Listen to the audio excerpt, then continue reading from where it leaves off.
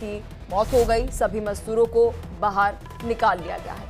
ये बड़ी अपडेट आपको दे रहे हैं कि देखिए 3 दिन तक ये रेस्क्यू चला और बड़ी अपडेट ये है कि रेस्क्यू खत्म हो गया है, लेकिन दुर्भाग्यपूर्ण बता दें कि 8 मजदूरों की मौत हो गई और सभी मजदूरों को बाहर निकाल लिया है। एक बार आप ये तस्वीर भी देखिए, रेस्क्यू की तस्वीरें दिखा रहे हैं। इसमें कह सकते हैं एक बड़ा योगदान इस पूरे रेस्क्यू में, जिस तरह से इंडियन आर्मी ने अलर्टनेस दिखाई, ये अपने आप में ही काबिले तारीफ है। लेकिन इस बीच बड़ी अपडेट आपको ये दे रहे हैं, चमोली में रेस्क्यू ऑपरेशन खत्म हो गया है। ग्लेशियर हादसे में 8 मजदूरों की मौत हो गई, सभी मजदूरों को बाहर निकाल लिया गया है। इस बीच रेस्क्यू की ये तस्वीरें देखिए। बता दें कि जॉइंट रेस्क्यू ऑपरेशन था, इसमें एनडीआरएफ, एसडीआरएफ, साथ ही बीआरओ, इंडियन आर्मी ने अपना योगदान जो है वह इस पूरे जॉइंट रेस्क्यू ऑपरेशन में दिया है। खबर पर और अधिक जानकारी के साथ मेरे सहयोगी अवनीश हमारे साथ जुड़ चुके हैं। अवनीश, खबर पर क्या कुछ अपडेट, क्योंकि देखिए जब इस पूरे रेस्क्यू ऑपरेशन की अगर हम बात करें, प्रशासन के साथ साथ जिस तरह की अलर्टनेस इंडियन आर्मी ने दिखाई है वो काबिले तारीफ है। जी बिल्कुल, मैं आपको बताऊं, जो 54 जो मजदूर फंस गए थे, बीआरओ के जो एम्प्लॉयज थे, जो बर्फ को हटाने के लिए NH7 के पास डिप्लॉय किए गए थे, तो इनमें से 46 लोग जो रेस्क्यू किए जा चुके हैं और 8 लोगों की डेड बॉडीज अब तक बरामद की जा चुकी हैं, जिसमें से 7 लोगों की dead body already army base hospital में पहुंचाई जा चुकी है और एक डेड बॉडी को शायद एयरलिफ्ट करके शाम तक पहुंचा दिया जाएगा। और इसमें आपको बताऊं कि जितने भी मजदूर रेस्क्यू किए गए हैं वो सारे के सारे लोग आर्मी की और मुख्यमंत्री की पूरी प्रशंसा कर रहे हैं और वो बता पा रहे हैं इनके बिना शायद उनके अगर इस तरह से आर्मी रेस्क्यू ना करती तो उनकी जान भी ने बचाना बहुत मुश्किल हो जाता। जी, यहाँ पर जानकारी ये भी मिल रही है अवनीश, 4 मजदूरों की जो हालत है अभी गंभीर है, इसको लेकर क्या कुछ अपडेट है? हाँ, ये थोड़ा सा एक बैड न्यूज ये है कि जो 4 मजदूर हैं उनकी हालत जो है थोड़ी गंभीर बताई जा रही है। तो हो सकता है उनको शाम को जैसे मौसम सुधर जाए, साफ हो जाएगा, उनको एयरलिफ्ट करके जो या तो एम्स में या टीचर हायर सेंटर में उनको ले जाया जाएगा। जी, और जिस तरह से देखिए अवनीश, हमने जो पूरा रेस्क्यू देखा, क्योंकि जब हम इस पूरे डिस्टेंस की बात करते हैं तो माना तिब्बत सीमा पर आखिरी गांव है, और जिस तरह से ये रेस्क्यू किया गया, इंडियन आर्मी ने, बीआरओ ने, एनडीआरएफ और एसडीआरएफ भी जैसे जिस तरह से वहां पर पहुंचने की कोशिश कर रही थी, 3 दिनों में जिस तरह से ये रेस्क्यू किया गया है।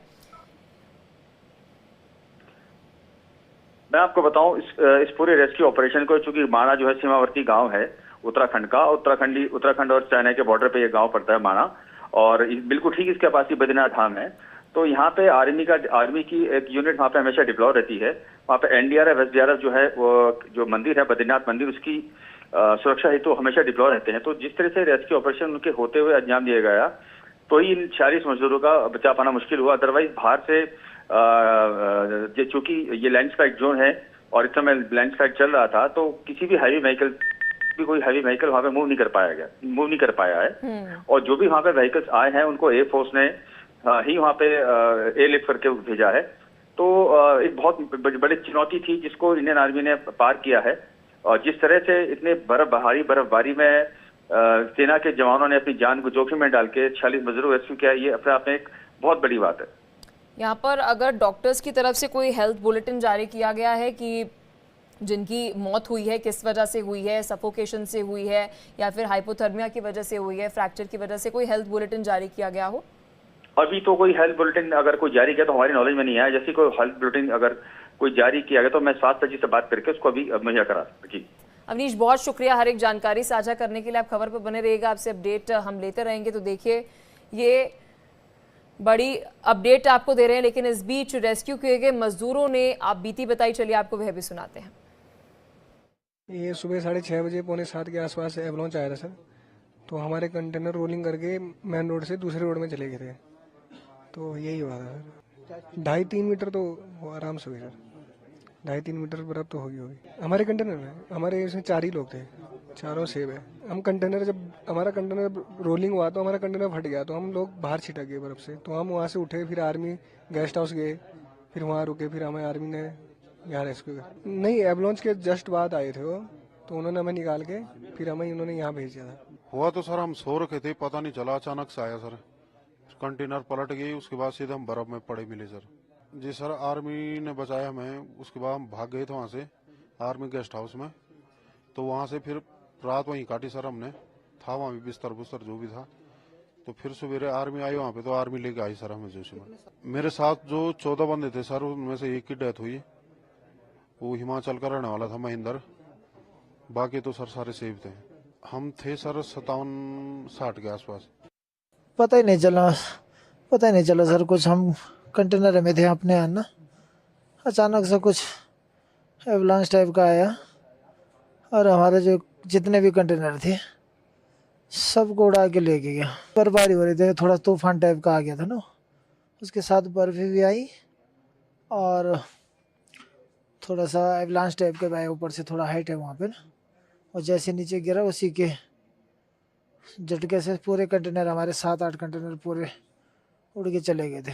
कंटेनर हम तो मुश्किल से 10-15 मिनट में वार पार हो गए, सारे कंटेनर टूट गए थे। फिर हम खुले बिखरे पड़े थे बर्फ में, जैसे जैसे होश आए वैसे वैसे हम उठने लगे। फिर हम आर्मी कैंप की तरफ बर्फ में जैसे तैसे भाग के गए। कुछ लोग आर्मी कैंप गए, कुछ लोग वहीं दबे हैं, अभी तक कुछ पता नहीं कैसे क्या। टोटल 54-55 लोग थे हम टोटल। नहीं, सुबह के टाइम बर्फ गिर रही थी, 1-1.5 मीटर बर्फ गिरी थी। तो इस टाइम बर्फ गिरी थी तो कोई बाहर आने का तो मतलब ही नहीं था, कहाँ रहना था बाहर। हमारे पे आसियाना वही था कि अपने रूमों में जो भी है। अब रूम ही चले गए तो कुछ नहीं बचा। फिर वो भी गिर के जब गए, जितना लुढ़कना था, बाद में उनकी छतें फतें सब टूट फाट गए। हम तो ये भी पता नहीं कि हम बाहर मतलब दरवाजे से आए कि दरवाजा था ही नहीं, तो आना कहा था। ऐसी रोड पे बिखरे पड़े मिले, लेकिन बच गए सर, जो बचने लायक थे बचा दिए। सरकार ने भी काफ़ी सहयोग किया, आर्मी ने भी काफ़ी सहयोग किया सर, और आप लोगों का भी। वो कंटेनर हवा में उड़ रहे थे साहब। हम 9 बंदा थे एक कंटेनर में। कंटेनर जब उड़ा ना तो उसमें से कंटेनर के साथ कुछ लोग उड़े और कुछ कंटेनर से बाहर निकल गए साहब। और वो पैदल करके ही किसी तरह हम लोग 20-21 बंदा पैदल BRO कैंप 4 किलोमीटर दूर है, वहाँ जाके बर्फ़ में ही 5 से 6 फीट बर्फ़ था, उसमें किसी तरह तैर के 4-5 घंटा बाद जाके BRO कैंप पहुँचे। पता नहीं सुबह का 28 तारीख की सुबह को पता नहीं 8:30 बजे का भाग गया था। एकदम ऊपर से ग्लेशियर आया, कंटेनर पलट गया, पता नहीं चला हमारा कंटेनर कहाँ था, हम कहाँ पहुँचे। हम तो बर्फ़ में निकले थे। हाँ सही है, वैसा कोई दिक्कत नहीं कंटेनर में। कंटेनर तो ग्लेशियर से पलटी मारा ना, तो कंटेनर तो पता नहीं चला कहाँ गया कहाँ नहीं गया हमारा। हम तो कंटेनर से बाहर थे, बर्फ़ में निकले थे हम तो। हमारे कंटेनर 9 बंदे थे। 9 बंदों हमारे 5 बंदे हमारे गायब हैं, अभी मिले नहीं अभी। 4 बंदे हम सेफ हैं सर। हम वहाँ से बर्फ़ में हम निकले 1.5 घंटे में। तो हम पास में एक आर्मी कैंप था, नीचे बना हुआ था, तो वहाँ पे कोई नहीं था। उन लोगों का ताला लग रहा था, हमने उनका ताला तोड़ा। हम रात को वहाँ पर रुके थे, तो हमारे पास आर्मी सुबह पहुँची 8:30 बजे, तब हमको आर्मी लेकर आई है। हाँ, हमारे साथ में कम 14 बंदे थे। हम 14 बंदे हम साथ थे रात में। हमारा एक बंदा उसमें एक्सपायर हो गया उसी रात। दवा नहीं मिली, कुछ नहीं मिली, तो एक्सपायर हो गया वो, क्योंकि वहाँ पे आर्मी रहती थी। आर्मी में चले बड़े लोग थे ना, उनका रूम था। देखिए, जैसी खबर वहाँ आर्मी और ITBP की टीम ने अभी दी है माणा बद्रीनाथ से, तो जो लास्ट मिसिंग पर्सन थे उनकी बॉडी रिट्रीव हो गई है। और टोटल इसमें 54 लोग थे, जिसमें से 46 अलाइव थे और 8 डेड बॉडीज़ रिट्रीव हुई हैं।